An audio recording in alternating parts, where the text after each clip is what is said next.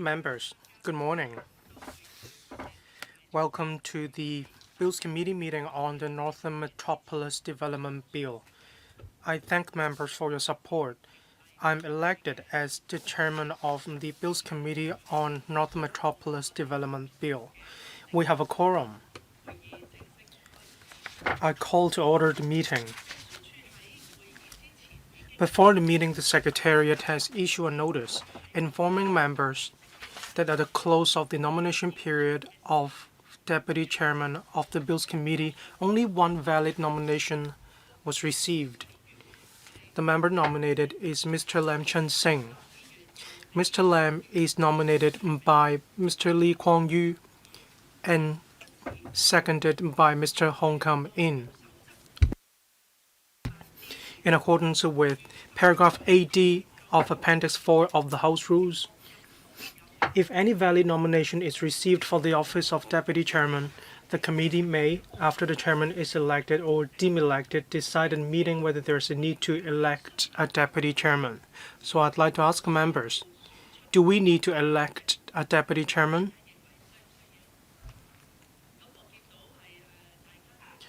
As I can see, most members have nodded. So I take it as there's a need for us to elect a Deputy Chairman for the Bills Committee. There is only one nomination. Therefore, in accordance with paragraph 8D, Appendix 4 of the House Rules, I declare Mr. Lam Chen Singh, which has been nominated, elected as Deputy Chairman of the Bills Committee. Congratulations, Mr. Lam.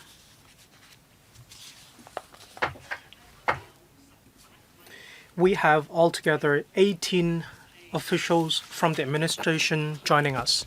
Thank you, Secretary.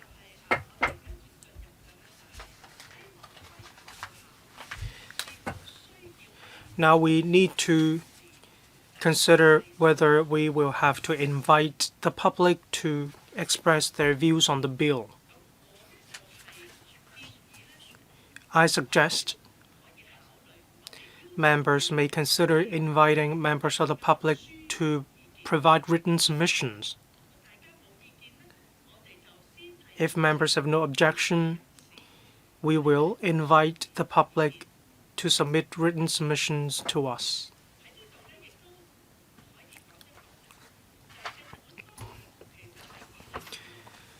Between the 24th of March 2026 and the 22nd of May 2026, the administration consulted the public on legislation. On this piece of legislation, a total of 48 submissions have been received. The recommendations made by the administration in general were supported by the public. There were also concrete views expressed by the public.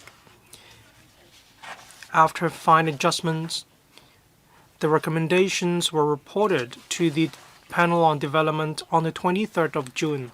The relevant contents and views have been incorporated into the bill as well as the subsidiary legislation. The Secretariat is going to make an announcement on the website of the Legislative Council. They are going to invite the public to express their views. All district councils will also be informed about this. If members have no further views, we're going to discuss the overall policy matters of the bill. This will allow members sufficient time to express your views. After members have spoken on the policy matters of the bill, we will move on to clause-by-clause examination of the bill.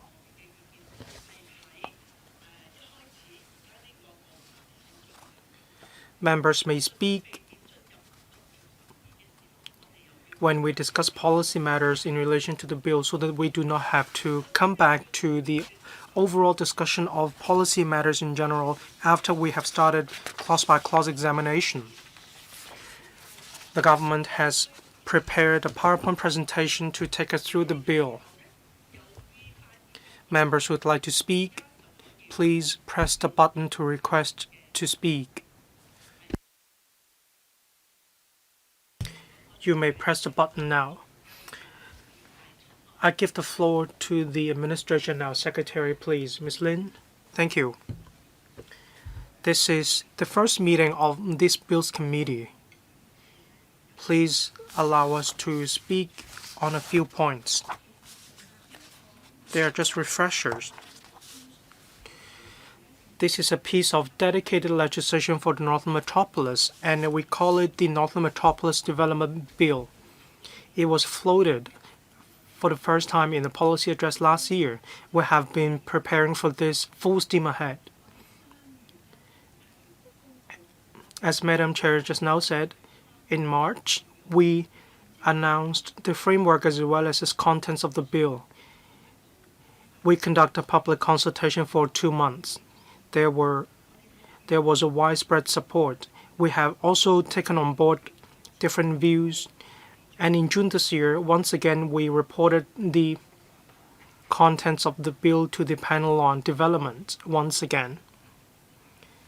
There are a few special features to which members should pay attention regarding the contents of the bill. The bill actually targets the needs of the development of the Northern Metropolis at this stage. Construction works have commenced full steam ahead. We need legal provisions to help us remove red tape, to remove barriers in order to enhance the speed of different projects.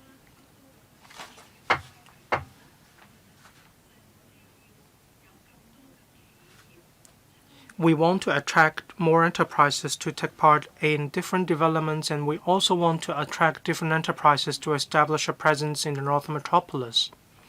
Regarding land planning, land use, we need to remove barriers and streamline procedures so that when we discuss with enterprises that are going to come to the Northern Metropolis,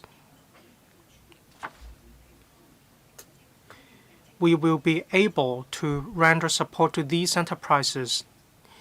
This will allow us to use a simpler, streamlined mechanism to handle matters in relation to land use as well as development perimeters. When enterprises start operation,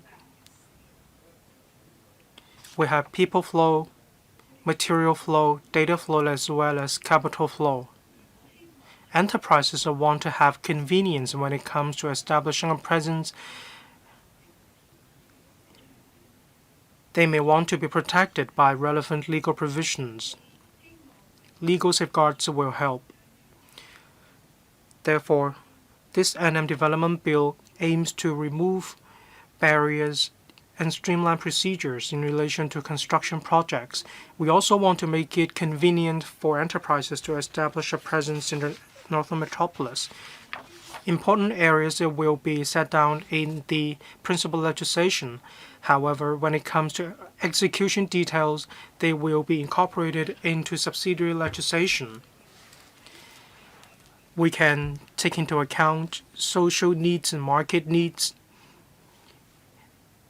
and we will be able to make fine adjustments in subsidiary legislation. However, I'd like to point out when we remove barriers and when we streamline procedures, that is not the same as having no oversight or regulation. Under our mechanism, the government will maintain oversight and will continue to be a gatekeeper. We're going to go into more details about this in a moment.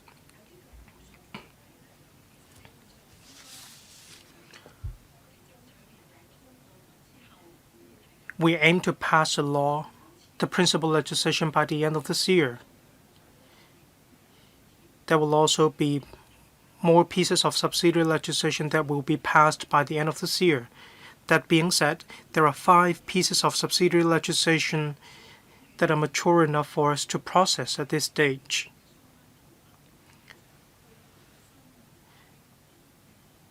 These 5 pieces of subsidiary legislation will give members a better opportunity to know more about the original intent of the principal legislation.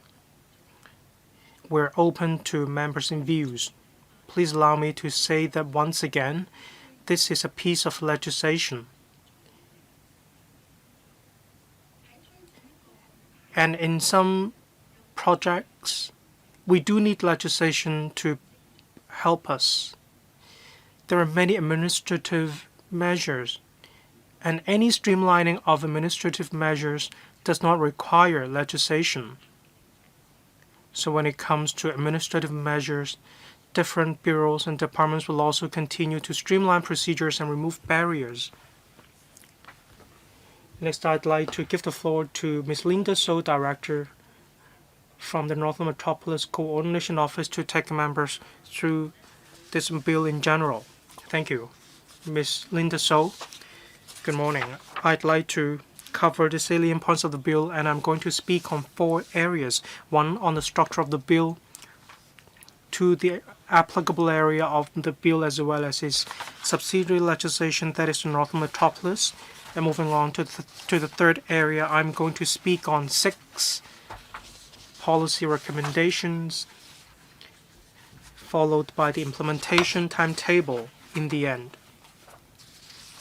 1, on the structure of the bill. As the Secretary said just now, important pieces of provisions will be incorporated into the principal legislation, whereas details will be set down in the subsidiary legislation, which provides flexibility. There are 4 main parts and 2 appendixes or schedules. There will be, in the first part, some definitions and interpretations. And the second part covers the area of the Northern Metropolis. Part 3, the 6 facilitation measures.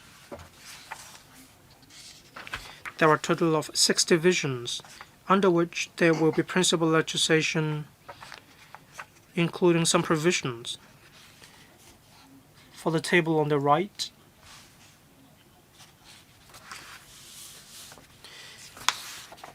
some pieces of subsidiary legislation are already ready, so they are available for preview by the Council. Members can refer to these pieces of subsidiary legislation.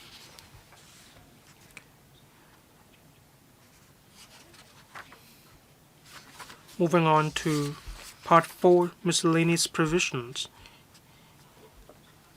For example, there are transitional provisions which are actually common in other ordinances as well.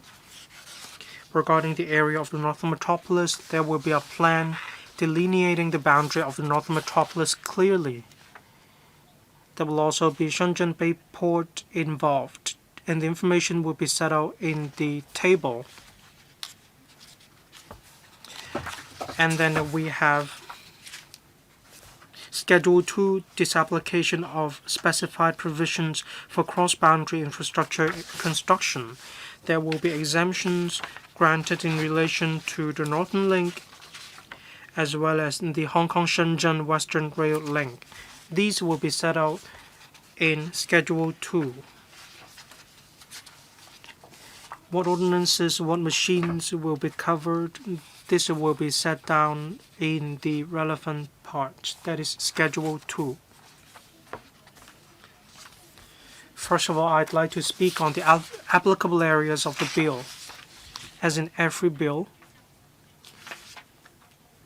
it covers the applicability, and as I mentioned in Schedule 1, it sets out the area of the Northern Metropolis. Area boundaries of the North District and Yuen Long District, as declared under the District Council's ordinance, will form the basis.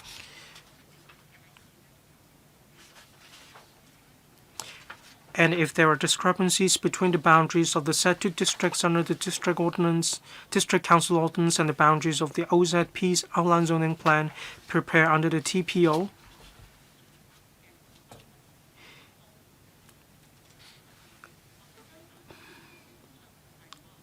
if there are small portions falling outside the 2 said districts, they will also be covered.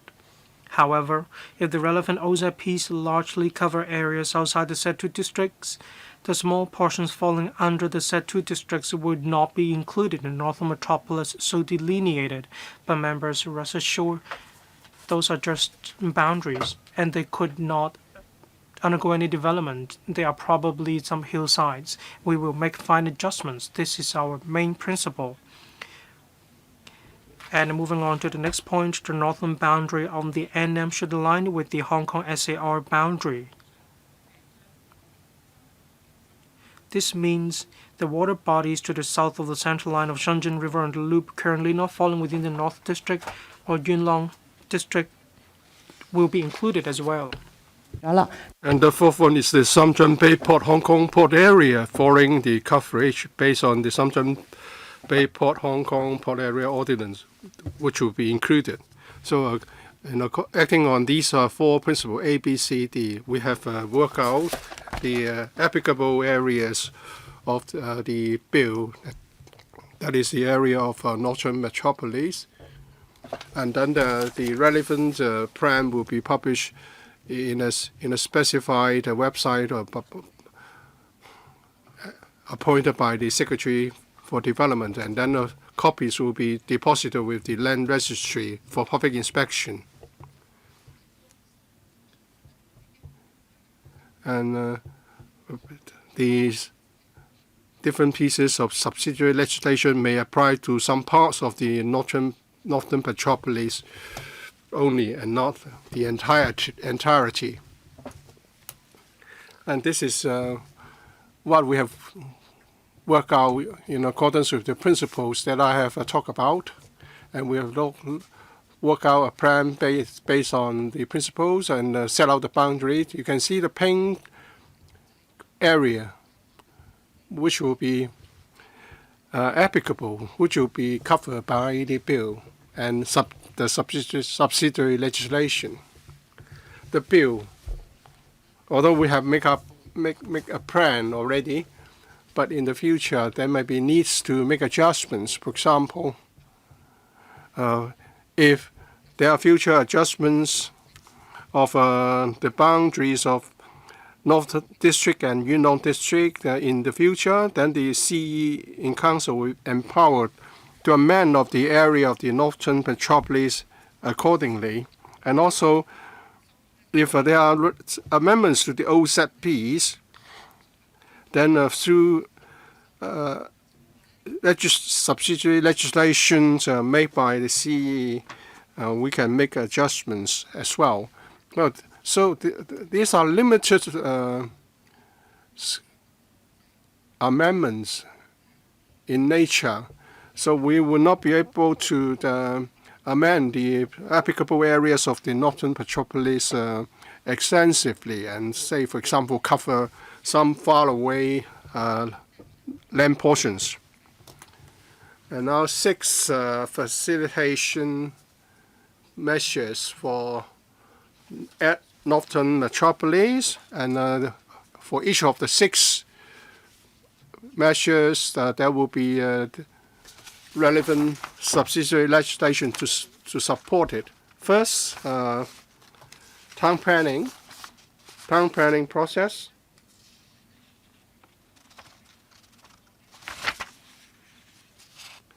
We are going to streamline town planning procedures to streamline the land use changes. At present, proposed uses not in column 1 or 2 of the individual land zones, at least 9 months will be required for making an application and seeing actual amendments to the town planning board. So we will be able to adopt this streamlined procedure to quicken the process. Instead of 9 months, we may be able to do this in 2 months, say. And we are excluding certain areas from the application of this procedure. Natural conservation areas, country park, green belt, and conservation belt will not be covered. And they will have to rely on the current Section 12A of the Town Planning Ordinance to make amendments for Lau Fao Shan, NT North and areas, and Ma Cholong and Ao Tau will also be excluded because we have already make public that there will be new plans for those areas. And also the extension of temporary use. For rural areas at present, the time limit is 5 years, and for urban area is 3 years.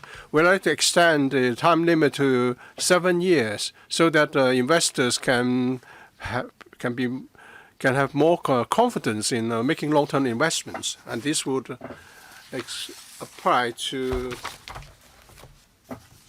the Northern Metropolis area. And in the bill, we'll make it clear that whether there are rules enabling provisions in the town planning board or subsidiary legislation, the town planning board can approve certain land uses or for land or buildings in the Northern Metropolis area. And they can also, and applicants can submit an application under Section 16. So we're going to amend the Section 16 procedure. And the approval given under the amended procedure would be the same in effect as the current Section 16 approval. And also the CE will be authorized to make subsidiary legislation, to make rules and to grant approvals through subsidiary legislation. And then we are also going to extend the time limit of temporary use, and CE will be authorized under the bill to make certain rules for temporary uses. And we have already prepared the relevant subsidiary legislation. At this level, we will set out, of course, the application procedure, the streamlined procedure. That is, mainly, we are making reference to the Section 16 procedure under the town planning ordinance. And also the applicable areas will be such that it would not apply to conservation areas or areas where the government has got plans to amend the OSAP.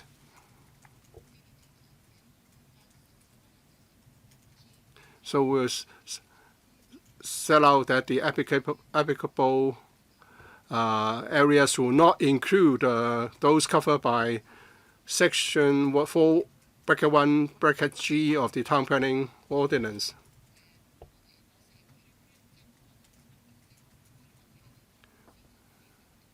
That is, the four encircled areas in the plan will not be covered. On subsidiary legislation, we're talking about the time limit of temporary use. Instead of 5 years, it will be not more than 7 years. And if it's at present 5 years, then it will become 7 years. Land resumption.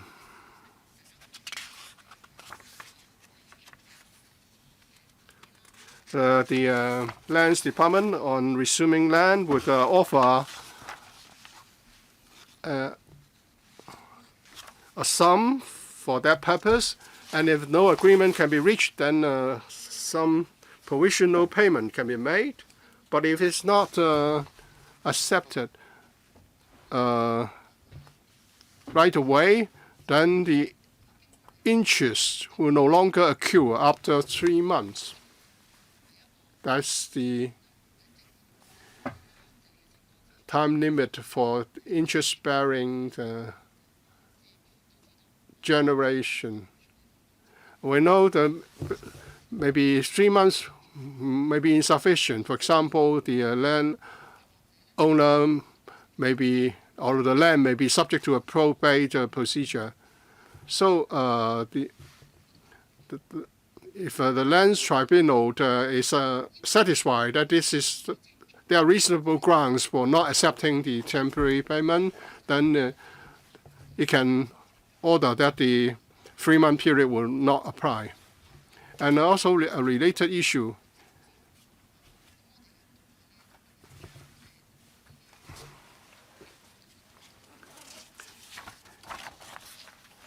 Will be the interest-bearing period for the temporary payment in relation to the 3 other ordinances. Another suggestion is about Chou Tong. If there's no vacancy of the manager of Chou Tong, then notwithstanding objection from other Chou Tong members, we can still make the payment for land resumption as long as there's no vacancy.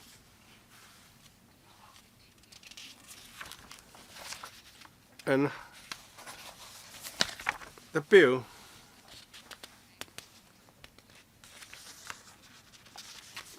will specify that land resumed or not before the commencement of the new ordinance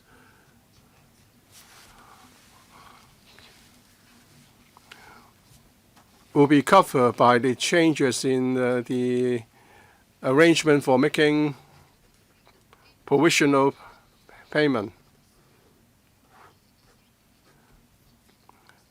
That is, we set out the time limit 3 months. That is 3 months in the subsidiary legislation. If the recipient, the appointed recipient fails to accept the offer of payment within 3 months, then interest will no longer accrue after that period. If the land is owned by Chou Tong, and if there's no vacancy of the manager, if notwithstanding objection from other Chou Tong members, the government can still make the payments. Well, this will help us clear the backlog of resumption of Chou Tong land.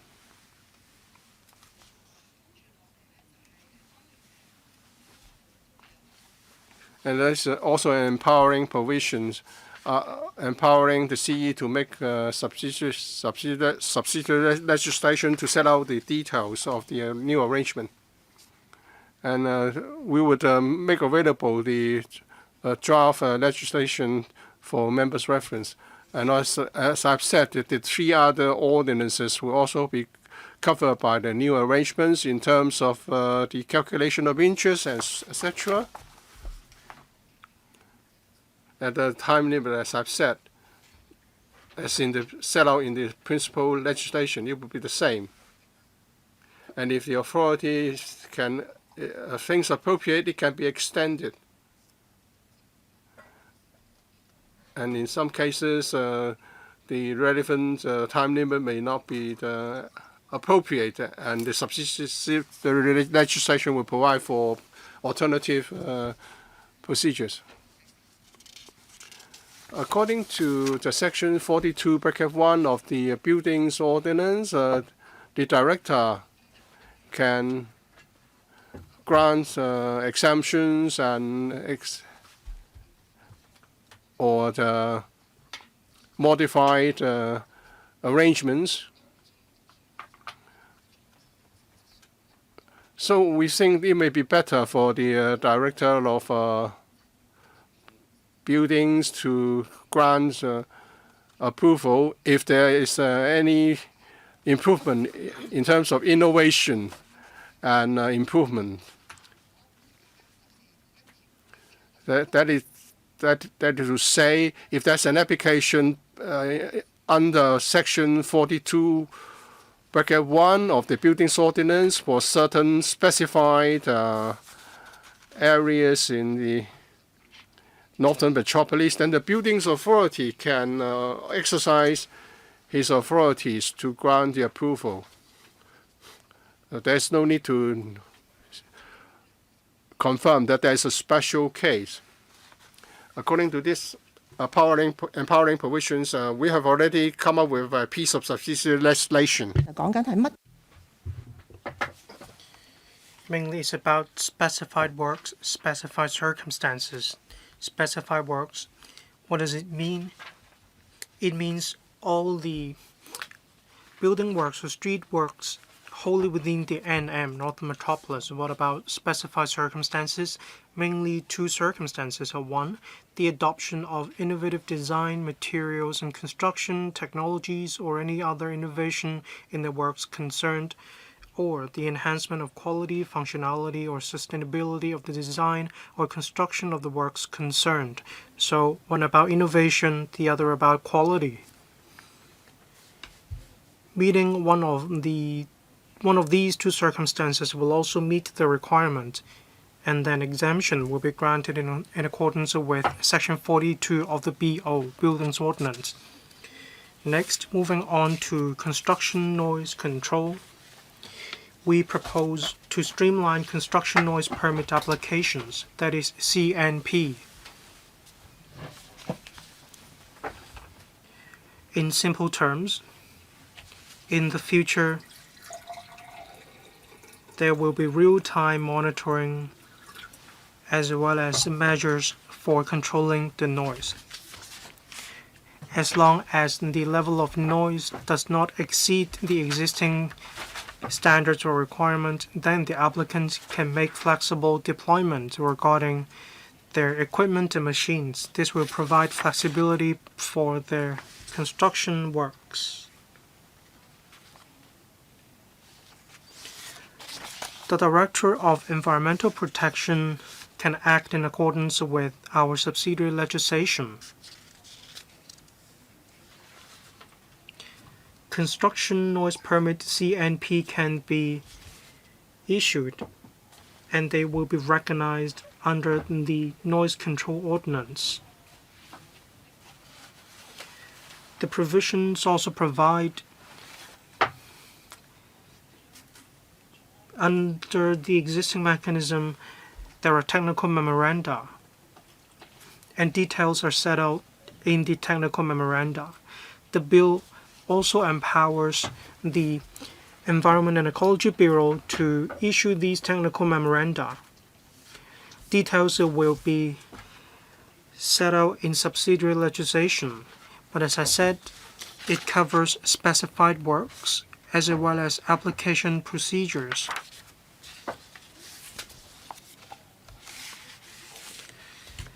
As you can see from the draft of subsidiary legislation,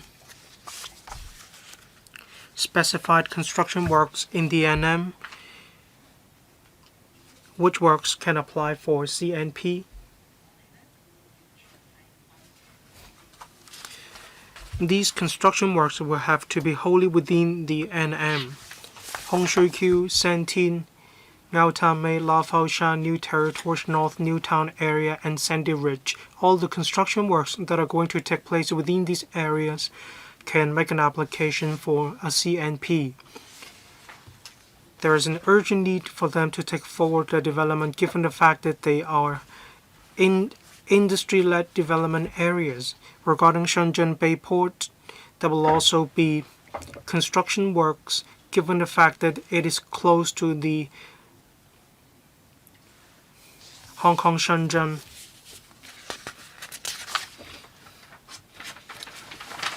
Western Rail link. And regarding the last type of projects, the NM in connection with transport infrastructure projects mentioned above. There are application details that one needs to pay attention to, including the application form, method of submitting the form, and so on. On the right, you can see the technical memoranda I mentioned just now.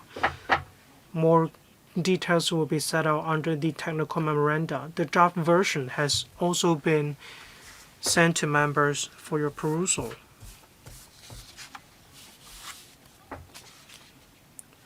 Regarding cross-boundary flows of factors of production, first of all, as we mentioned, the flow of people, capital, information.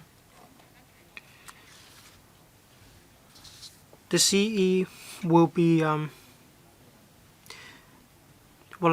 bill will be empowered to provide more authority or power. The powers have been set out right here, and I'm not going into great details. Next, I'm going to speak on our proposals.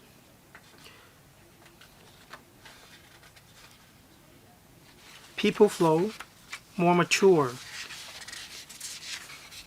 It's mainly about the Western Bridge as well as the loop.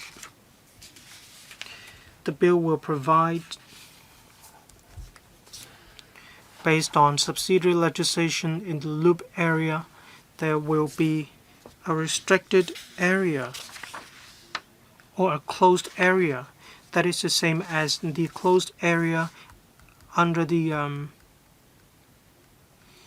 Public Order Ordinance. And of course,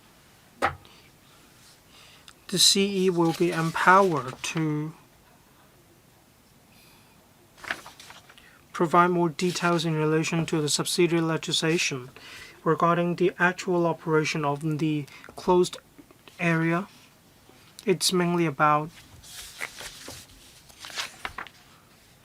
Hong Kong Shenzhen Innovation and Technology Park. They can register or refuse to register certain individuals. The types of individual will also be set out in the schedule, mainly the 4 types of people involved. 1. Staff members of technology firms, and 2. Those living in the technology park,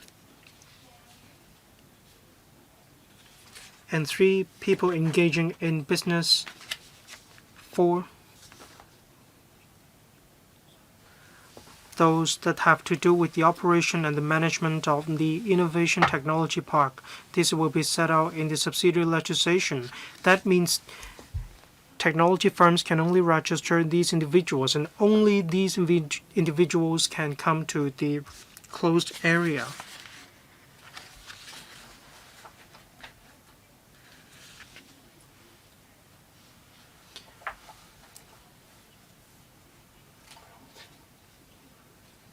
There will be 2 items of transport infrastructure, one the Northern Link and Hong Kong Shenzhen Western Rail Link being the other. We have entrusted the Chinese mainland to conduct this construction work for us, so it will be set out in the provisions what kind of equipment or machines it will be granted exemptions. The bill also provides that the CE will empower the relevant authorities to provide more details, such as the definition of cross-boundary infrastructure, the scope, and other details. At present, we don't have a piece of subsidiary legislation for this.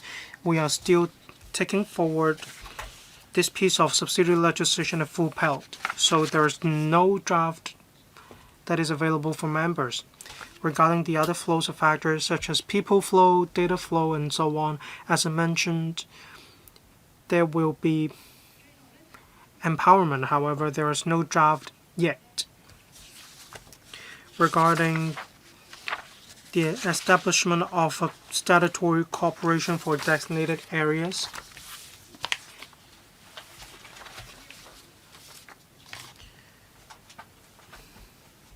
at present, we do not have any concrete plan yet.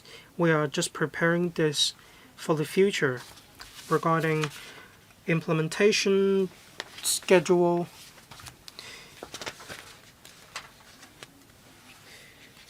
we are now providing the details to members. and we hope to pass this bill by the end of 2026.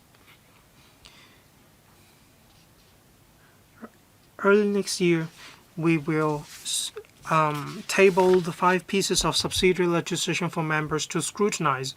We hope that all work could be done in the first quarter of 2027. Thank you. That concludes my introduction. Now it's time for members to ask questions. I'm going to read out the order in which members are going to speak. When Ms. Linda So or other principal officials are going to answer questions put by members, please speak into the mic so that we all hear you loud and clear. The bill is very rich in contents. First round, 4 minutes each, questions and answers included. I will allow members to speak in the second round. I will also give sufficient time for members to speak. Just now, the PowerPoint presentation touches upon policy matters, so you can ask questions, of course, but you do not have to put all of your questions in one go. I will allow members to speak in the second and the third rounds. The lineup: Ms. Carmen Kan, Mr. Andrew Lam, Dr. Webster Ng, Mr. Chen Siu Hong, Mr. Lam Chen Sing, Mr. Lau Ka Keung, Mr. Kenneth Lau, Mr. Yu Ming, Mr. Hong Kam In, Mr. Wu Yingpeng, and myself. That's the lineup. Let's start with Ms. Carmen Kan. Thank you. Thank you. When the Secretary moved the second reading of the bill, she explained why we need this piece of legislation. The Northern Metropolis is the main driver for us to integrate into national development. I'd like to know if we need a preamble, just like the bill on Huanggang.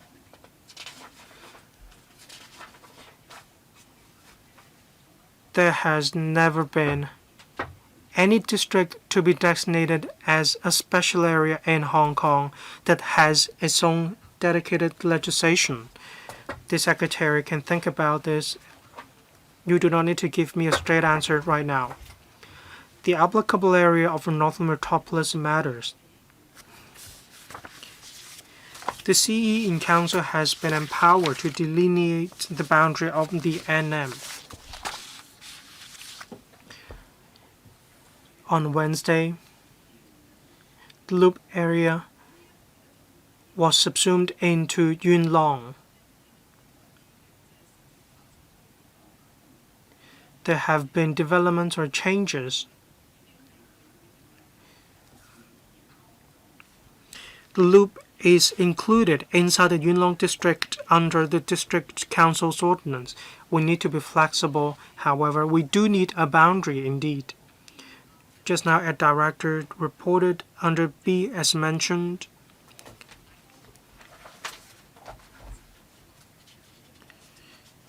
It touches upon the discrepancies between the boundaries of the two set districts under the District Council's ordinance and that under the Town Planning Ordinance.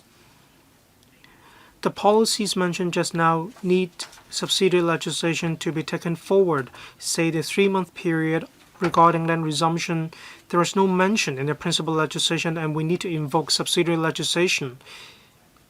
We welcome your preview. However, we do want more concrete details. Otherwise,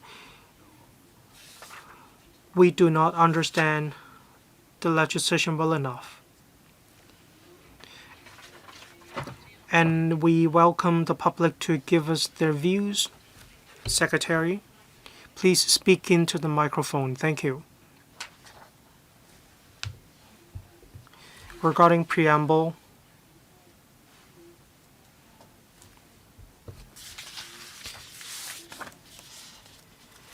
it will cover the link between Hong Kong and our country. Let us think about it.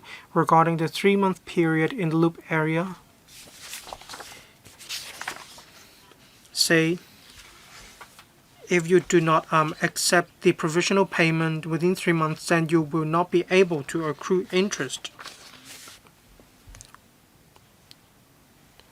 Ms. Linda So, regarding loop area, the District Council's ordinance will be amended. Well, Ms. Linda So, please speak into the microphone. Please speak into the microphone.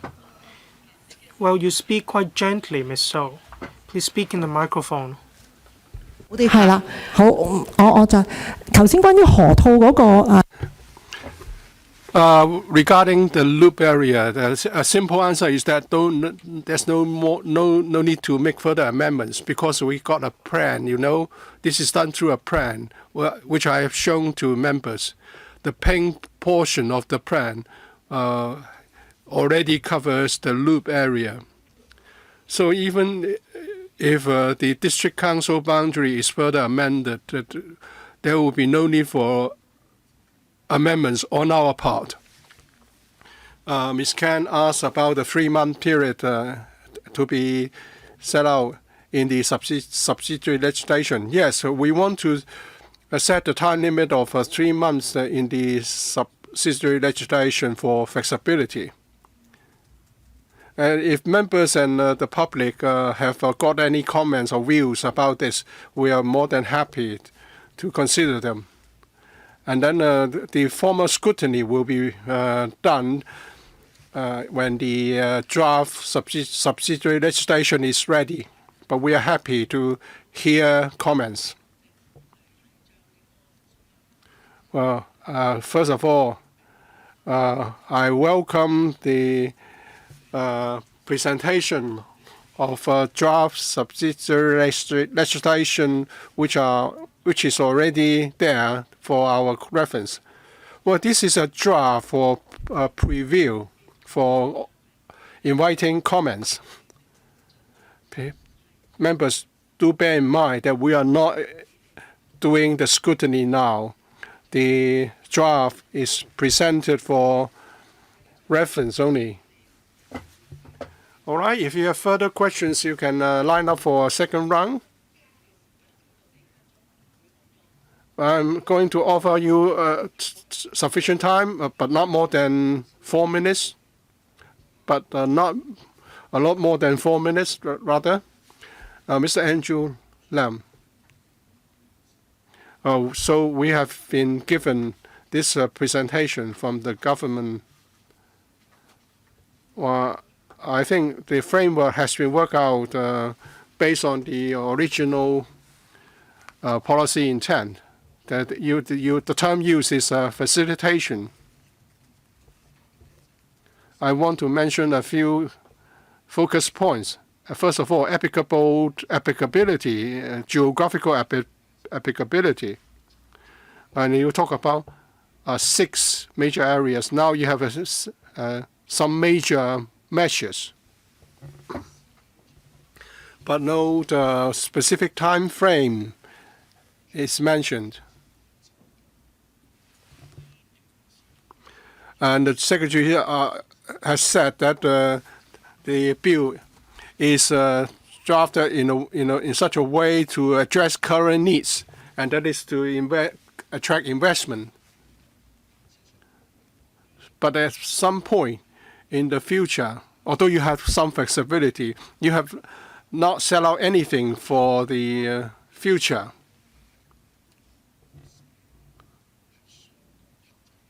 I would say that the current framework legislation is conservative in the way it is drafted. And you are borrowing the boundaries of the district councils and also the town planning plans.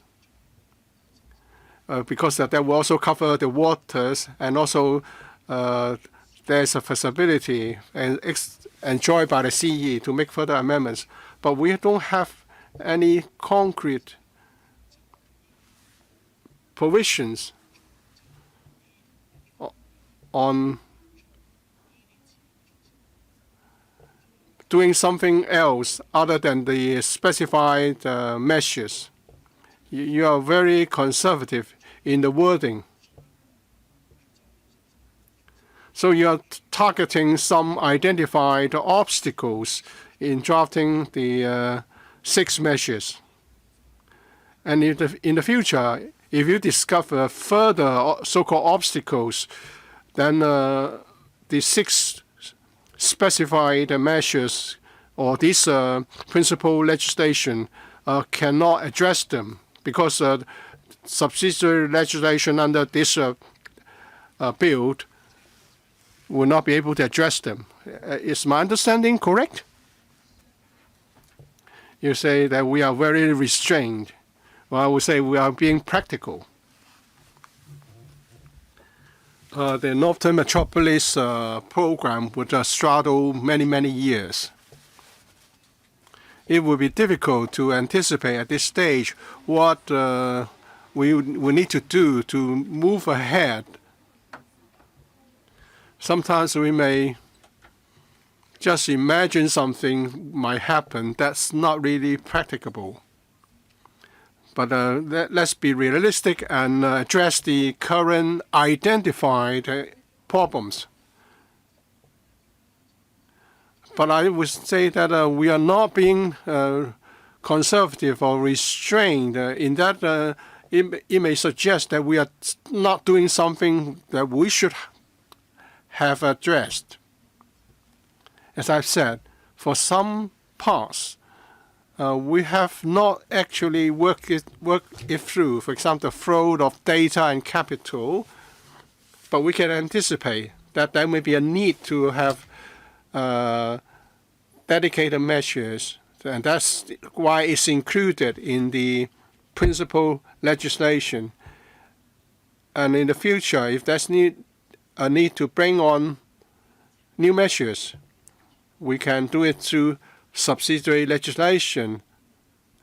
And if there are scenarios outside the current scope, then as a member has suggested, we will have to make amendments to the principal legislation, because the principal legislation can always be amended. But this is the first time we have a dedicated legislation for the Northern Metropolis area. So if need be, we can move amendments in the future. Mr. Webster, well, the principal legislation will cover 6 areas: town planning, the fraud of people, the noise control, etc. All of these will be handled through legislation made by CE in Council.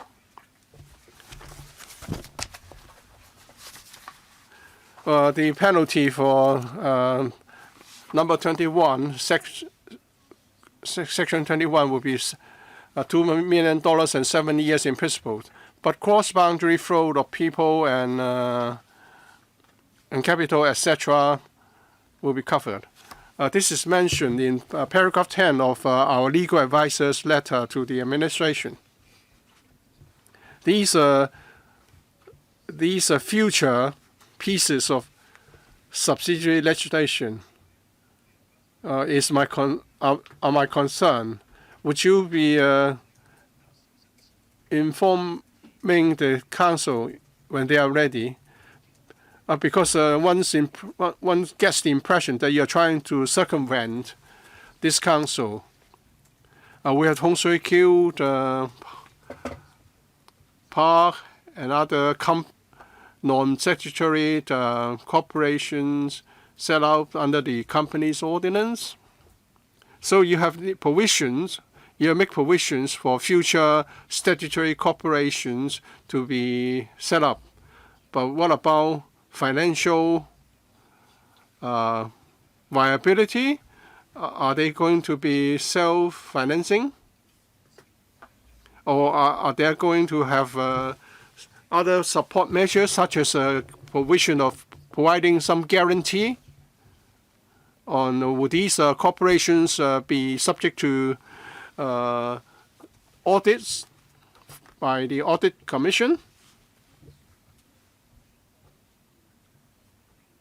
if we act in accordance with the provisions of the principal legislation, and that is the CE in Council is empowered to make subsidiary legislation.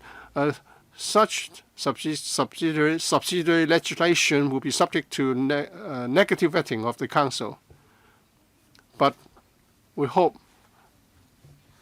the commencement date of these will be after the scrutiny is completed, unlike legislation on taxation matters, which will take immediate effect. So there will be a statutory vetting procedure of future subsidiary legislation made under this new law. If there are violations or contraventions, then the CE can impose a fine. We are saying that the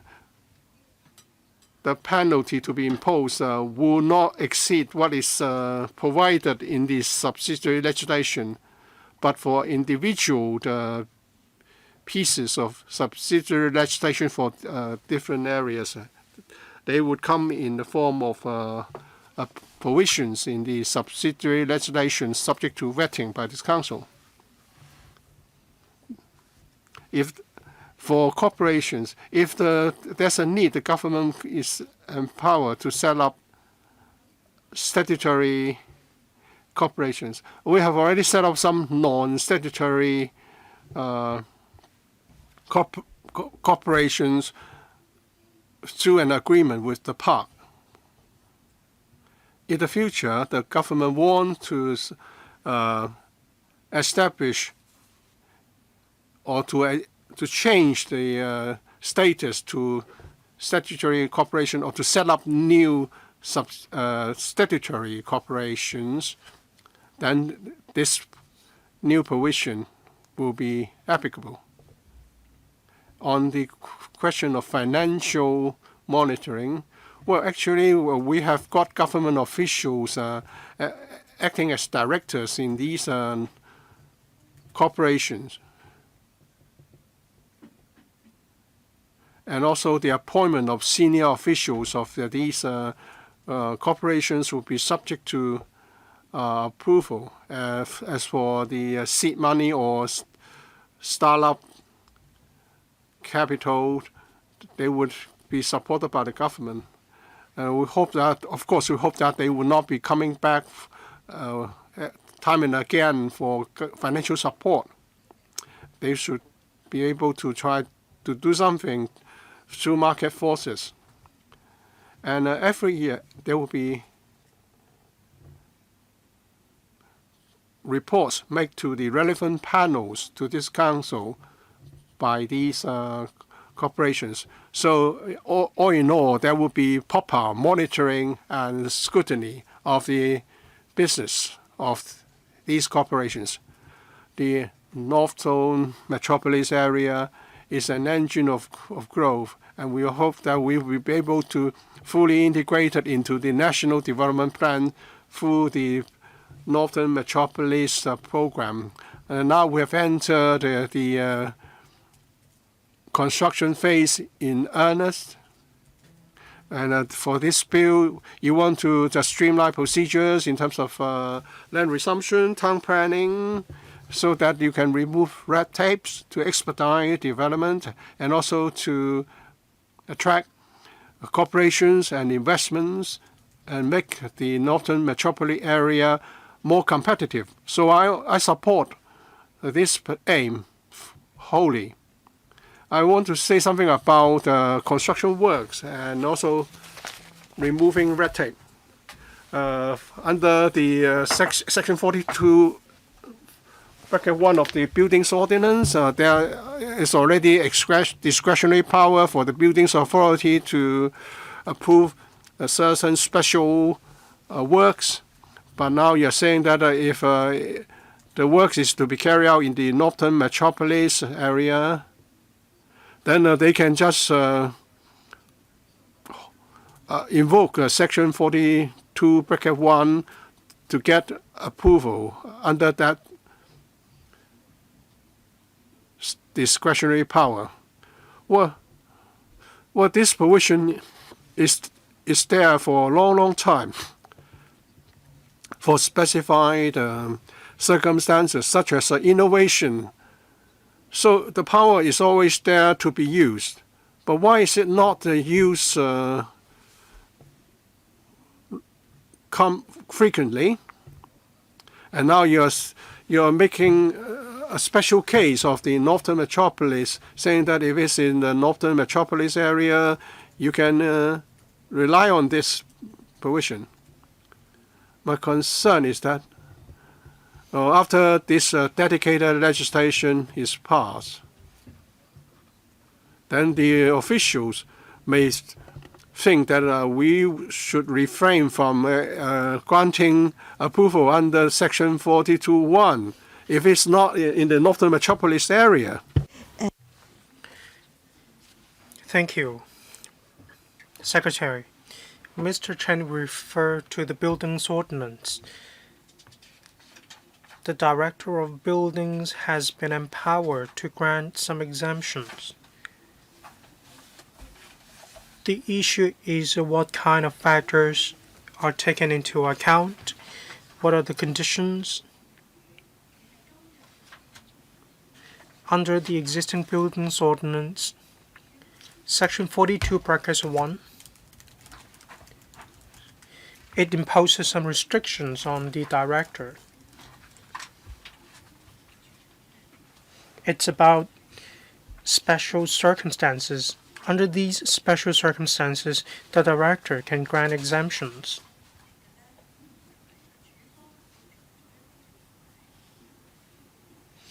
If there are good technologies, good materials,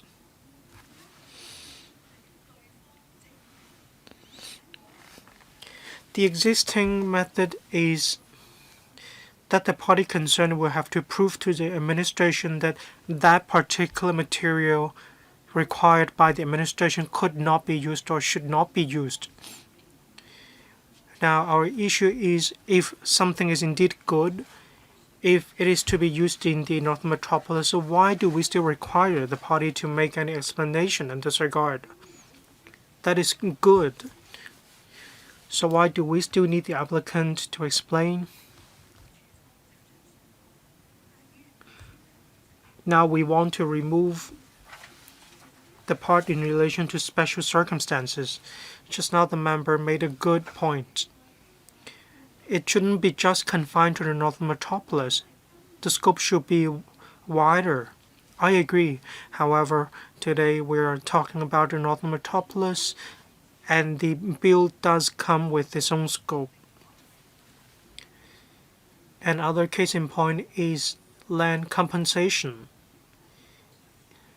Say when we compensate somebody after a certain period of time, there shouldn't be any interest anymore. This should be extended to the entire Hong Kong. The same goes for the Buildings Ordinance. Town planning, noise control, cross-boundary flow of factors. All these have more to do with the Northern Metropolis in particular. Therefore, we're not going to talk about any extension to certain streamlined measures to Hong Kong. But I do agree, in the future amendment to the Buildings Ordinance, we may consider such amendments. After all, the government is reviewing the Buildings Ordinance. Well, Chairman, if you allow me to supplement some information, some officials do have the power, but they do not exercise the power. There might be challenges. However, for this Northern Metropolis Development Bill, when there are specified works and specified circumstances, when there are innovative technologies, and if they could be applied in the Northern Metropolis in the future, I believe such innovative technologies and construction works can also be extended to other areas, not just the Northern Metropolis. That is because people will become confident about this. I believe the Secretary has already heard you loud and clear. We do want to remove barriers, but let's focus on the Northern Metropolis first. If we can do well with the NM, I believe other areas in Hong Kong are still waiting for further exemptions and so on. Thank you. Just now we have heard from the Secretary. A lot of details are set out in the subsidiary legislation.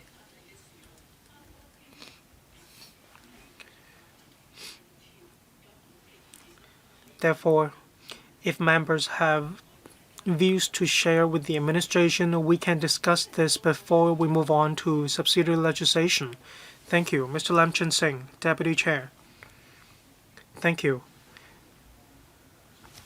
I'd like to speak on the Huanggang port. The Security Bureau has already explained.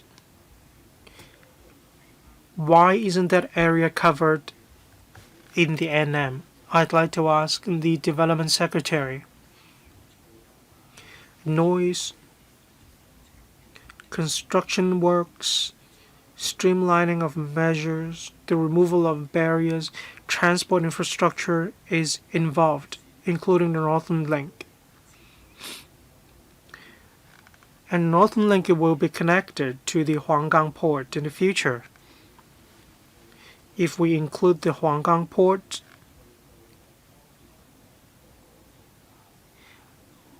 with the section connecting the Northern Link to Huanggang port or the loop area,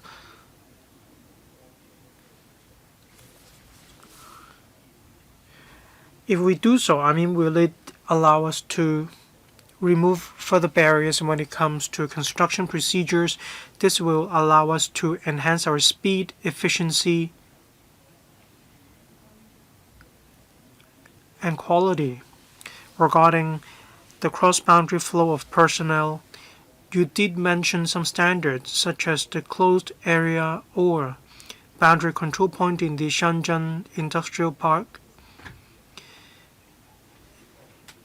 You have provided some examples in relation to who can apply, say the person in charge, employees, or practitioners of innovative and technology firms. Of course, they can apply. What if somebody not belonging to this category? What about students who would like to have exchange tours in this area? Under these circumstances, would they be allowed to enter Shenzhen?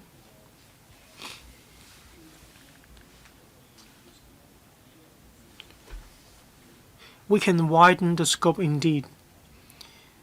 They need to register before they can enter that area, so you have their information. In addition, there are penalties for non-compliance. The highest, the maximum fine is $2 million and imprisonment of 7 years. That is quite a serious and significant penalty. What makes the penalty so significant? Why do we need such heavy punishments?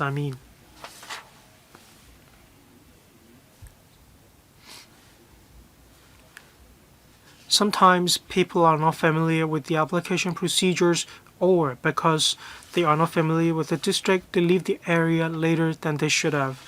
Is it really necessary to have such heavy penalties or punishments? Thank you, Secretary. Thank you. I'd like to speak on cross-boundary transport infrastructure. In a moment, I'd like to ask the Transport and Logistics Bureau to reply. Turning to the cross-boundary flow of personnel in the loop area, we do provide a preview of the subsidiary legislation regarding the implementation details. I'd like to ask the Undersecretary for Innovation, Technology and Industry to reply. Well, there are many questions, so I'm afraid administration representative from the administration will have to reply in a succinct manner. I'd like to remind members I will allow you to speak in the second and the third round, so you can ask one question each time. Ms. Linda So, Secretary, who is going to speak first? Ms. Linda So. Well, I can go first. Thank you.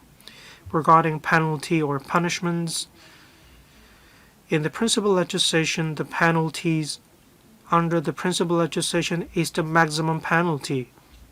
We have drawn reference from the Imports and Exports Ordinance.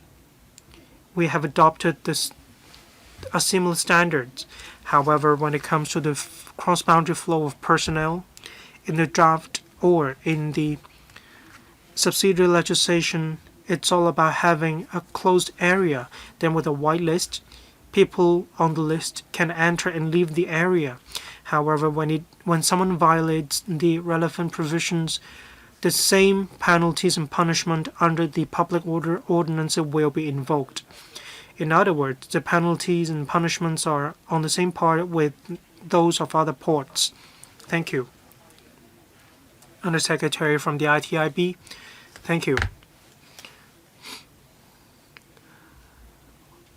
Who is eligible to make an application?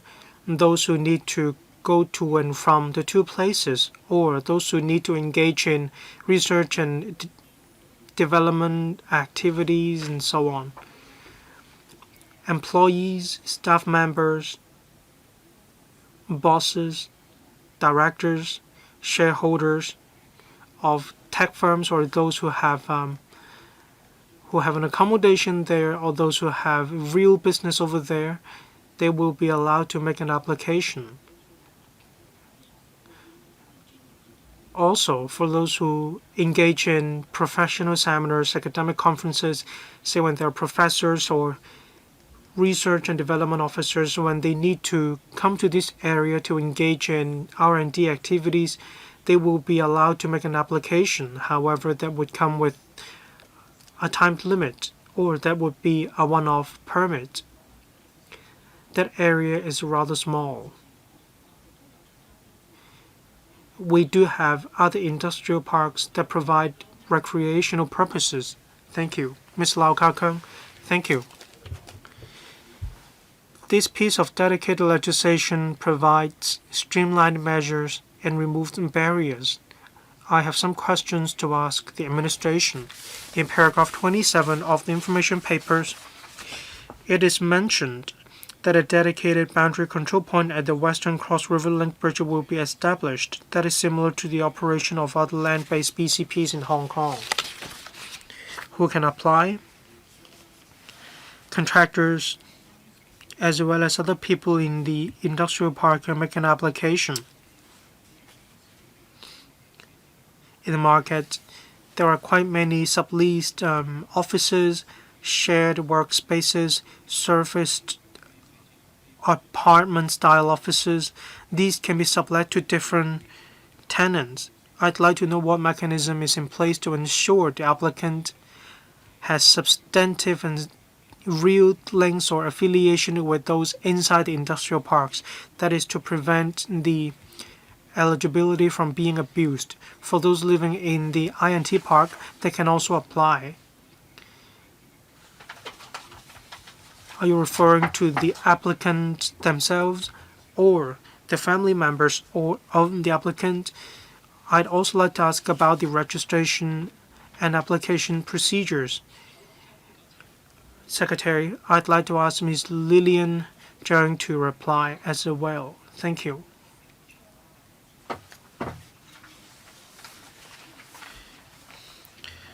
Yes, indeed, we cover contractors or subcontractors of the park company, or the lessees or sublessees of the park company as well.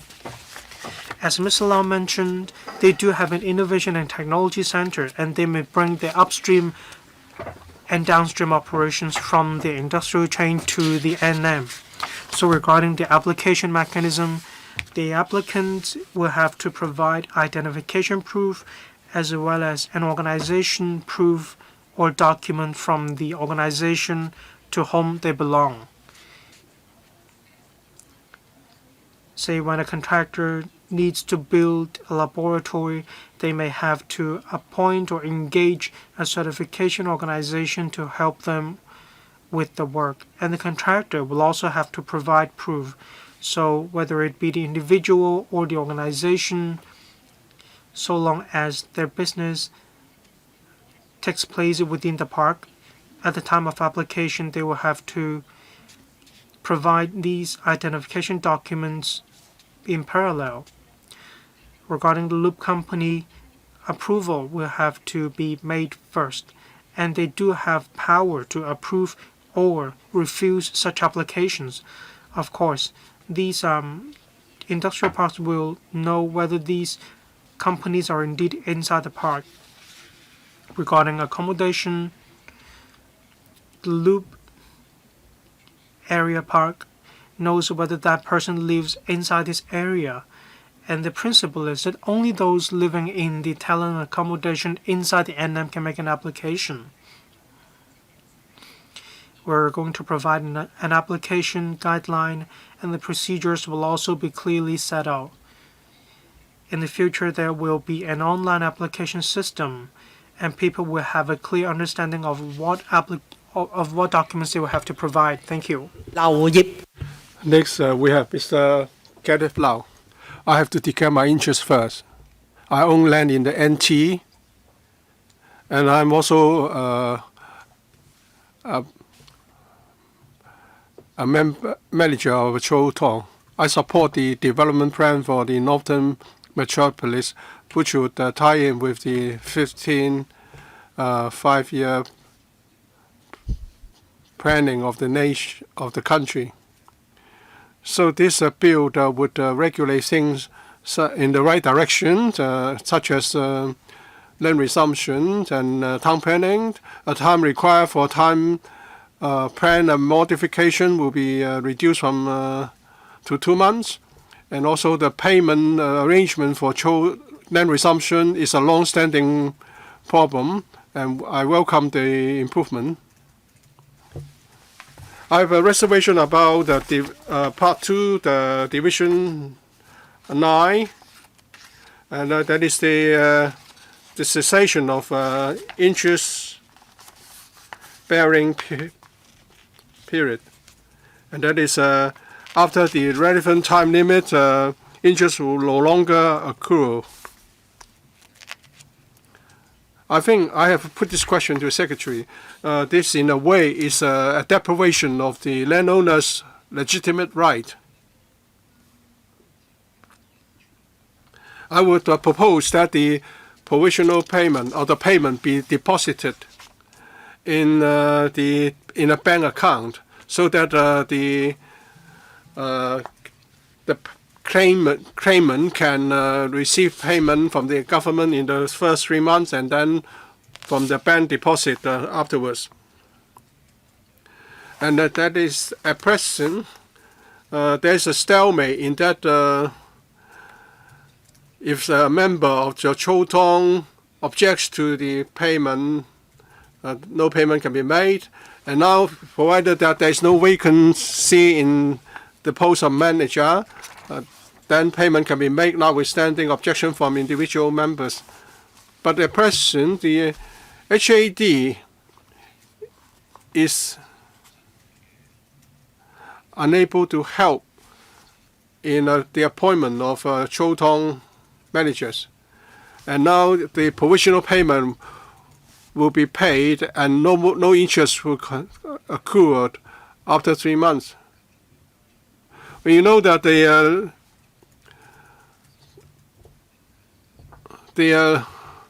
lessee will stop payment once the land is reclaimed. I would say that if there's a manager, a remaining manager of the Chou Tong, then even if there's a vacancy, the payment should be made. And if there's no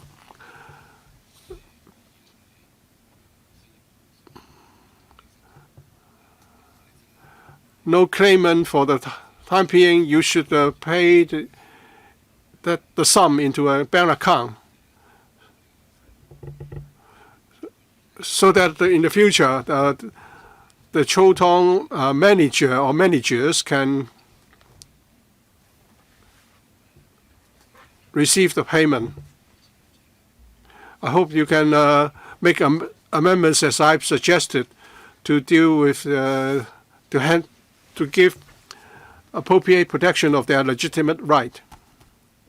Well, actually, we have already listened to Mr. Lau's suggestion subsequent to the first draft amendment. At first, the rule will be very rigid. It's 3 months. After 3 months, you will not be able to receive the payment later. And Mr. Lau said we should have some flexibility. Of course, we're talking about a draft for preview only.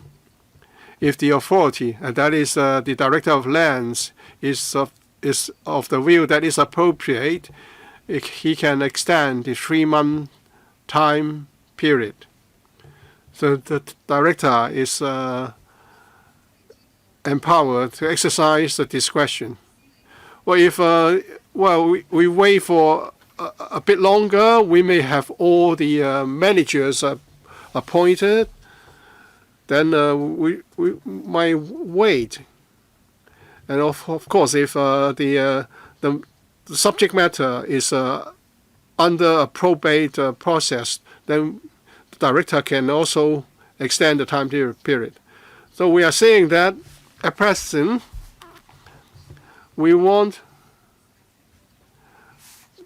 to ensure that all the managers are there, and there's no need for the managers to seek the agreement or consent of all members before they can proceed to receive the payment. At present, this cannot be done even if just one member of Cho or Tong objects, as long as there's no vacancy of manager. So Mr. Lau is asking us to move even further from that. Why do we need a few more than a manager of Cho and Tong in some areas of the NT? Because they may represent different branches of, this manager may represent different branches of the same clan. We cannot really go for full relaxation, because that would create situations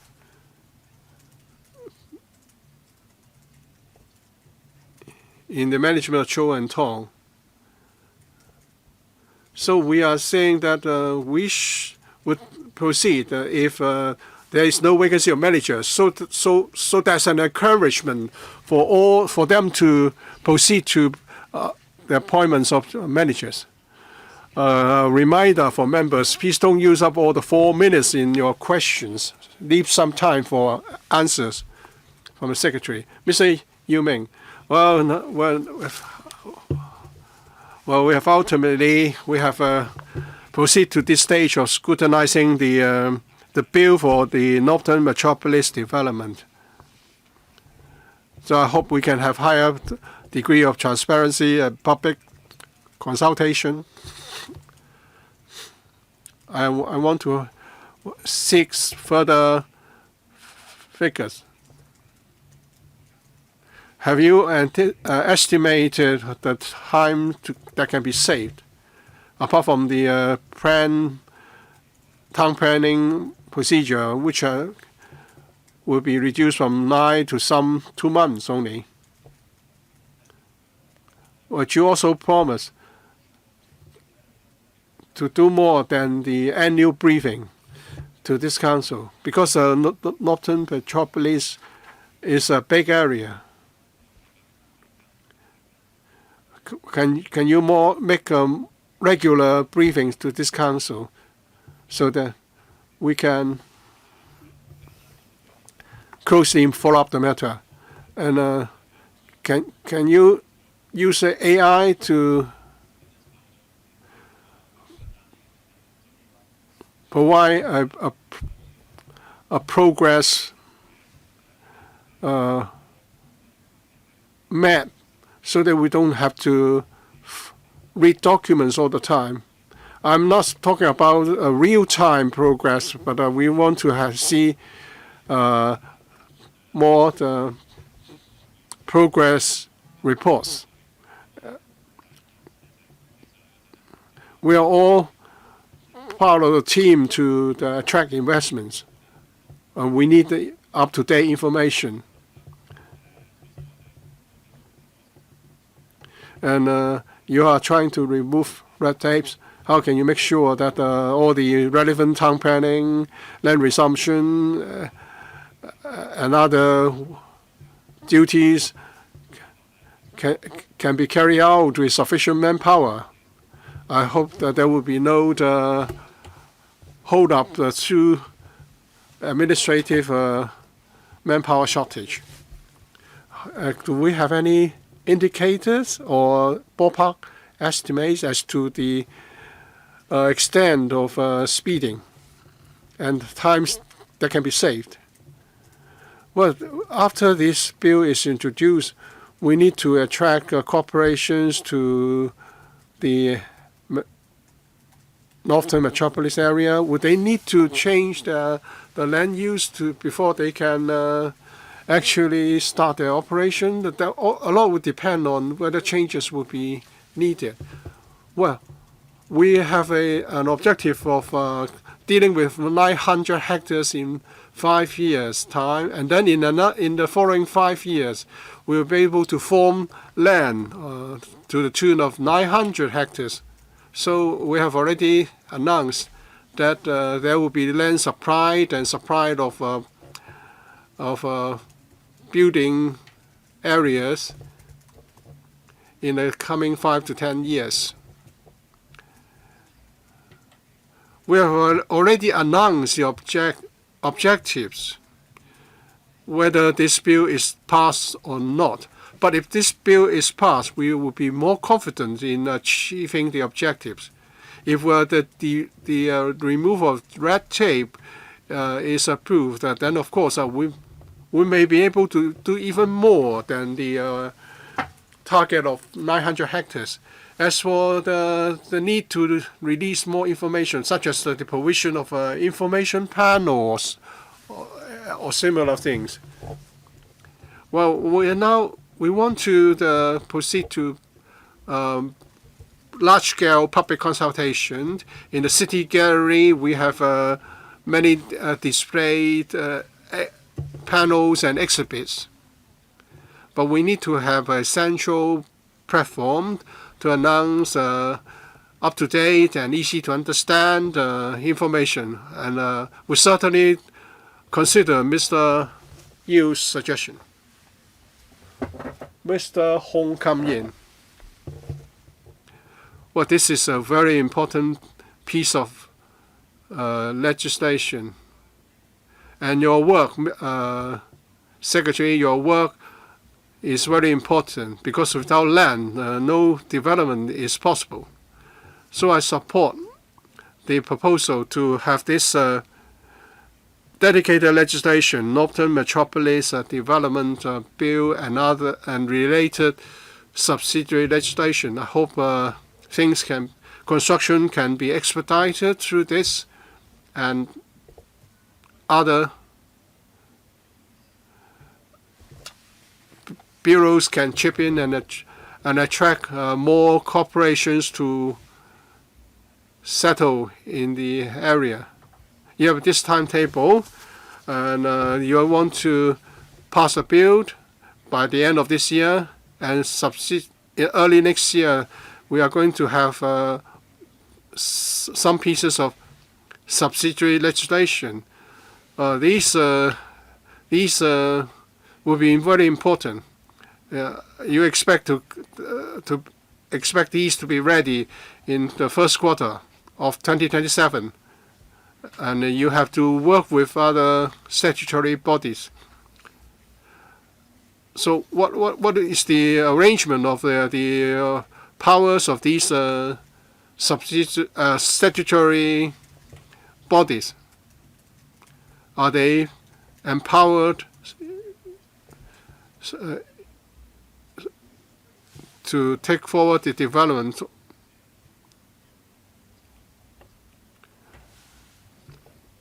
There are many different areas, and they may not be able to go for diversity, and they would just want to compete on the basis of reaching KPIs. 續法 Secretary, thank you. Regarding the timetable in relation to subsidiary legislation, upon the passage of principal legislation, the first batch of subsidiary legislation that we'll be submitting is the 5 pieces of subsidiary legislation available for preview by members. We are just assuming that the principal legislation will be passed in the first quarter of 2027. But basically, once the principal legislation is passed, we will right away submit or table the subsidiary legislation to the Council. We will also see if members have any views to express to us in relation to the amendments to the regulations or subsidiary legislation. At present, there is no concrete plan for the government to set up a statutory company. However, if the government really intends to do so, there will be subsidiary legislation for members to scrutinize in due course. What about coordination? If there are indeed statutory statutory companies in the future, well, at present, there are non-statutory companies or corporations. As members can see, there is division of work. There is coordination. Different industrial parks have different positioning. There will also be different policy bureau leading or in charge of different policy portfolios. We want to enhance communication, but in any event, we do not have any plan to set up a statutory company or organization at this stage. Mr. Wu Yingpeng, thank you. As I understand, the area of the Northern Metropolis is delineated under the bill. However, it does not mention Huanggang Port. Despite the fact that Shenzhen Bay is mentioned. Just now, yesterday, we finished the clause-by-clause scrutiny of the Huanggang Port, Hong Kong Port Area Bill. It is expected to take effect on the 31st of July this year. So it will come into existence on the 31st of July this year. As another member just now mentioned, there's a lot of infrastructure or transport infrastructure connecting to Huanggang Port. Do we need to set up black and white? Huanggang Port, Shenzhen Bay Port, to be included in the area of the NM, do we need to set up clearly under the bill? Secretary, thank you. I'd like to ask the Transport and Logistics Bureau to reply. They will give you more information. Thank you. Mr. Lee, thank you. We have already taken full account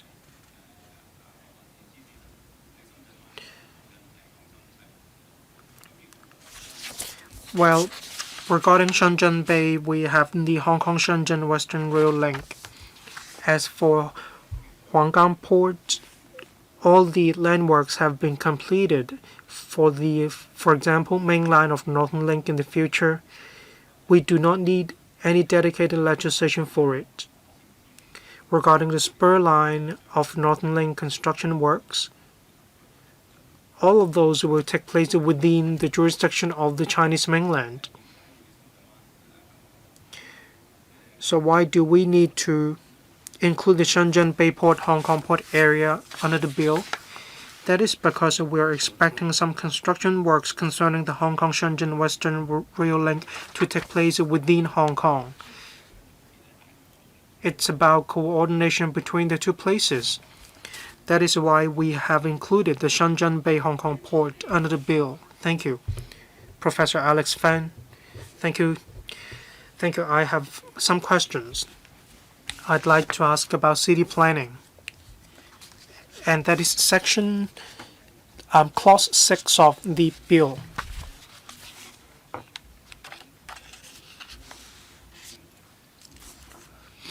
For the land within the NM, if amendment is to be made by virtue of section 12A, it could be made simpler. Well, I mean, if it could adopt the mode of section 16, it could be made simpler. It doesn't have to be taken forward like section 12A. Is it correct? In the letter submitted by the council to the administration in paragraph 5, it is mentioned. As for section 16 applications, they concern column 2 uses. Column 2 uses are in relation to section 16. However, for clause 6 of the bill, I'd like to know more about this. It's about city planning.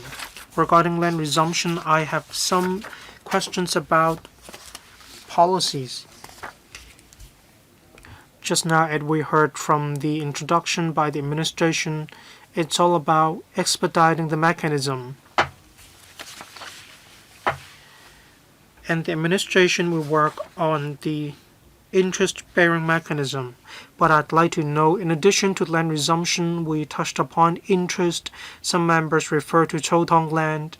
I'd like to know if there is further room to further expedite the process of land resumption rather. Well, I will ask 2 questions first. Thank you, Secretary. Professor Fan asked about removing barriers and streamlining the measures in relation to town planning. Basically correct. These streamlining measures do not apply to conservation zone, area park, and green belt. For these areas, they will still have to go through the longer procedures, that is, Section 12A applications under the town planning ordinance. However, for any land use changes or parameters changes that do not fall under conservation areas, country parks, and green belts, they can go through simpler, streamlined procedures, which are similar to the existing Section 16 applications. However, in the future, when someone does want to change the land use in the future for non-conservation area, that is column 2 uses, with this ordinance, they can invoke this ordinance to take forward their project. But in any event, this procedure is highly similar to that of Section 16 application. Regarding the calculation of interest, we allow the government to make better use of public resources and public funds by way of ceasing to pay interest. Just now, Professor Fan asked about whether there is any other facilitating measure. If the government invokes the land resumption ordinance to resume land, basically the procedure is smooth, so long as we have a justified public interest ground, and given the fact that we have consent by the Executive Council, then we can exercise such a statutory power to resume land with compensation. This procedure has been smooth. We are landowners of the land, so we do not consider it necessary to have other streamlining measures. In some cases, the brownfield site operators or the owners of the squatter huts or squatter houses after land resumption do need our help. So we do not need any mechanism to take care of this. All right, my time. If we can add a preamble to the bill, and if we can include the historical background of the area concerned or the ordinance, that would be good. So I hope that the Secretary will fully consider this. The National 15th Five-Year Plan requests Hong Kong to better integrate into national development and make better contributions to our country. The development of the Northern Metropolis. Well, we already talked about this in 2021. Back then, we didn't know that we would have this piece of dedicated legislation 5 years later. Northern Metropolis occupies a massive amount of land, about 1/3 of the entire Hong Kong. That is why I support making dedicated legislation to streamline procedures when it comes to the development of the Northern Metropolis. Hong Kong is a society with the rule of law. We prioritize development, and I understand very well that in terms of operability,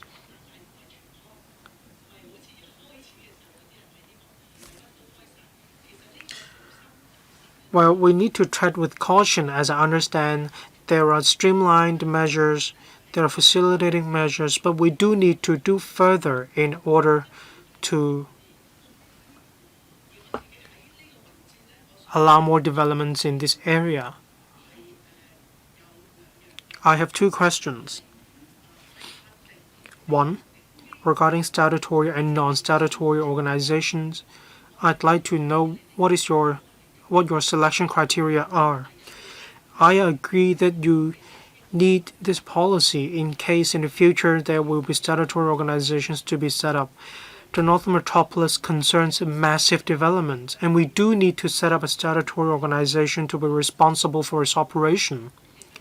You need to make it transparent. You need to explain to the public. We are just in the initial phase of development. We need to give the public peace of mind. At the same time, industrial parks have concerns about the market. That is why I understand why it is not yet time for us to consider statutory organizations, but I believe there are justifiable grounds why we do need to consider using this method. 3 industrial parks, we have 4 flows, personnel, materials, capital, and data. Do you have sufficient coordination, despite the fact that these 4 flows have different features or special characteristics? However, is there sufficient coordination among these 4 flows? Are you all ready for this? Thank you. Regarding criteria and considerations in relation to statutory organizations and non-statutory organizations, we have set up 2 non-statutory corporations, one managing the Hong Shui Kiu Industrial Park, the other managing the Industrial Park of Sentin Technopole. What members can see is speed. When we use non-statutory organization, we can set up a company wholly owned by the government in a speedier manner. There's a board of directors, and we have started to attract investment and talent.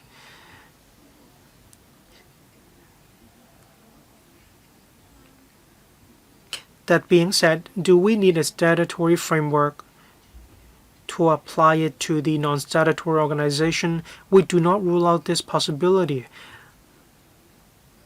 But what is top of mind right now is speed. We need to give them a certain degree of autonomy. Just now, Chairman refers to 4 flows. That is personnel, materials, capital, and data. They involve different scopes, and they cut across different policy bureaus. How do we achieve coordination? In fact, for the Northern Metropolis development, we have different task groups or working groups led by either secretaries of departments or deputy secretaries of departments, and eventually we will have to explain to the chief executive in a steering committee headed by himself. Therefore, we need to make sure coordination will be managed well. We do not want things to be stuck in gray areas owing to a lack of coordination. Thank you. Ms. Kwok Foo-yung, thank you. 都發展嘅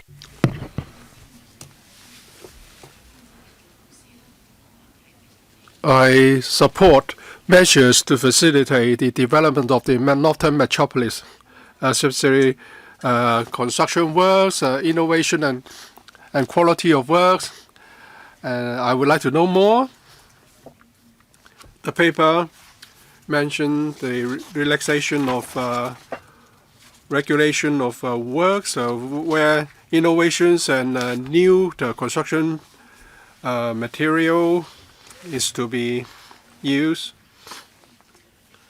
The applicant will not need to prove specified circumstances, and the approval process will be quality-based. Well, it's good to see red tapes removed, but of course we need to act prudently. On this quality-based approach in assessing applications for modified rules, how can you assure the public that a construction standard or quality or environmental protection targets will not be compromised?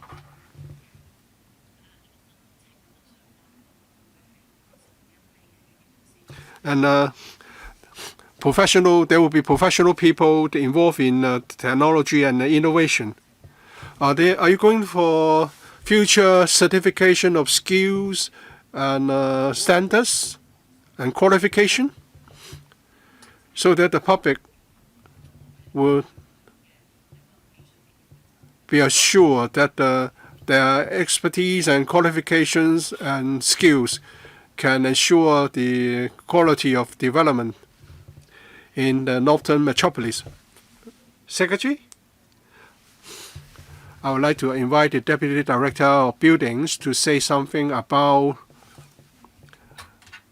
the gatekeeping functions that the department exercise for assessing the innovation and quality of material of building works. We are talking about innovative works and processes. Actually, the provision is flexible enough to remove some of the rigid requirements for innovative functions. In the future, corporations in the Northern Metropolis area may need a special building design, such as the headway of building floors for certain functions to be achieved. So this dedicated legislation can cater for that. As for flow of people, whether we're talking about importation of labor or professionals, they have a specific technological requirements for different processes. As for how the buildings department exercise is a vetting authority, I'll defer to the Deputy Director. As we have said, whether we're talking about the Northern Metropolis,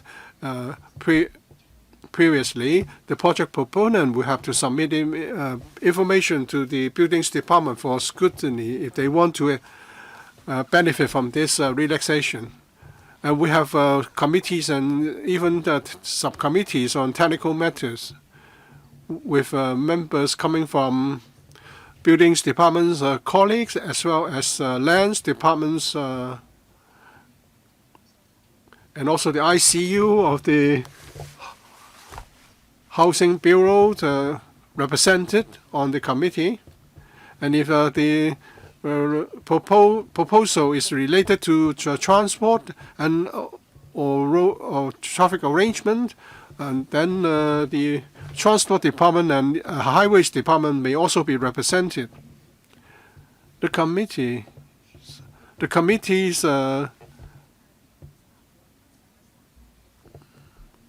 documents and briefing materials will be uploaded to the website for public information so that they know what factors will be considered in the assessment and vetting of the applications. And there will be also online platform for communication with professionals. Apart from assessing the applications, we also be doing the site monitoring and monitoring of work quality. So all these are available to building works, not just those in the northern metropolis. We have professional people register under relevant systems for, say, building engineers, structural engineers, and also the contractors are subject to registration as well. So we already have all such vetting procedures under the Buildings Ordinance. We've got only 10 minutes left, so I would have to decide whether we need to extend the meeting. But I think we should end punctually at 10:30. We may allow one or two more members to ask questions. The members in the queue may be given a chance to raise questions next time. Mr. Nick Chan.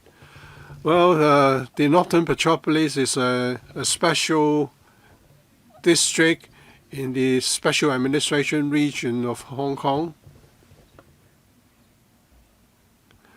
They would adopt a special mode of development through special measures. And this is, of course, based on the industry first approach. I hope it's good to remove some of the red tapes regarding payment of for land resumption. So I hope you would exercise some the flexibility to take into account local cultures and customs.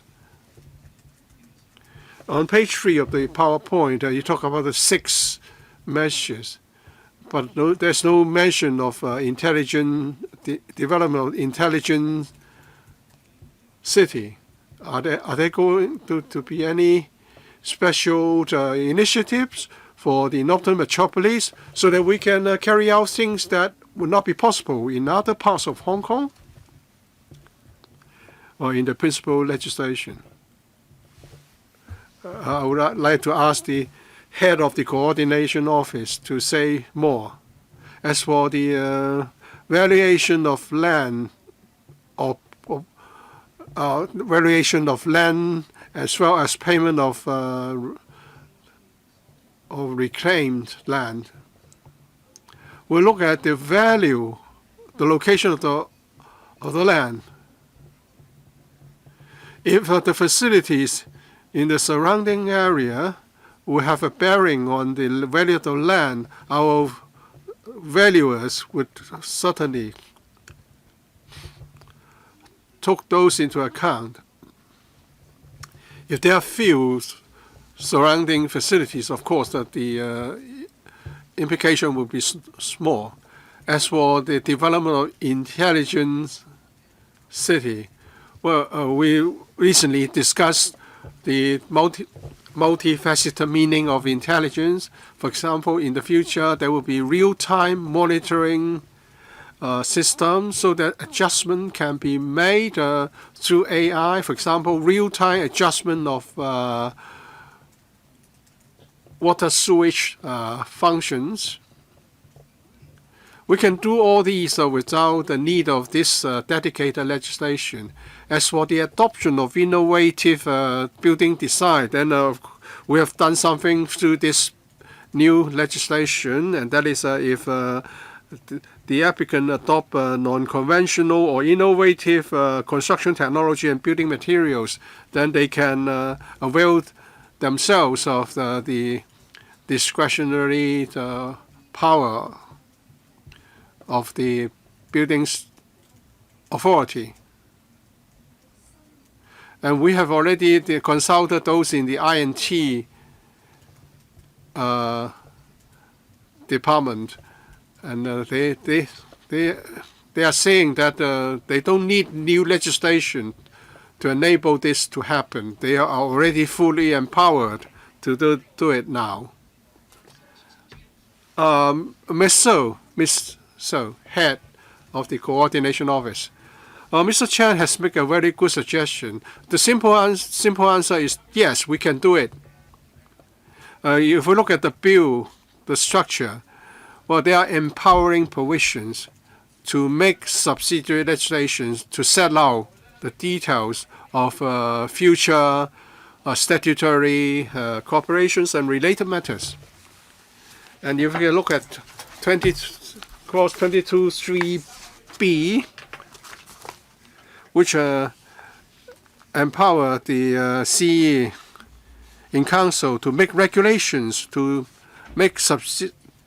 come up with subsidiary legislation, to set up statutory corporations, and the